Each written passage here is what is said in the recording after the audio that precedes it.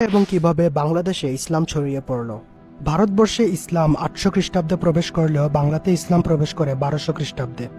আফগানিস্তানে জন্ম নেওয়া ইখতিয়ার হোসেন মোহাম্মদ বিন বখতিয়ার খিলজি ভারতবর্ষের বিহারকে জয় করার পর বাংলার ভূখণ্ডে প্রবেশ করেন এবং বাংলার তৎকালীন সাম্রাজ্যকে হারিয়ে বাংলায় খিলজি সাম্রাজ্যের স্থাপনা করেন। স্ক্রিনে খিলজি সাম্রাজ্যের মানচিত্র দেখানো হয়েছে।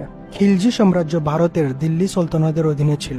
1352 সালে শামসুদ্দিন ইলিয়াস শাহ বাংলাকে দিল্লি সুলতানত থেকে আলাদা করে বাংলা সুলতানতের স্থাপনা করেন। স্ক্রিনের মধ্যে আমরা বাংলা সুলতানতের মানচিত্র দেখতে পাচ্ছি। তারপর 1574 সালে বাদশাহ আকবরের আমলে সম্পূর্ণ বাংলা মুঘল সাম্রাজ্যের অভ্যন্তরে চলে যায়। স্ক্রিনের মধ্যে আমরা মুঘল আমলের বাংলার মানচিত্র দেখতে পাচ্ছি। মুঘলরা দীর্ঘ 200 বছর বাংলাতে রাজত্ব করে। তারপর মুঘলরা দুর্বল হয়ে পড়লে নবাবদের হাতে বাংলার ক্ষমতা চলে যায় এবং সর্বশেষে বাংলার শেষ নবাব সিরাজউদ্দৌলাকে পরাজিত করে ব্রিটিশরা বাংলায় রাজত্ব কায়েম করে। 1200 সাল থেকে শুরু করে 1757 সাল পর্যন্ত বাংলায় মুসলমানদের শাসন প্রতিষ্ঠিত ছিল বলে সম্পূর্ণ বাংলায় ইসলাম প্রতিষ্ঠিত হয়। আমার ভিডিওটি আপনাদের ভালো লাগলে আমার ইউটিউব চ্যানেলকে সাবস্ক্রাইব করার অনুরোধ রইল। ধন্যবাদ।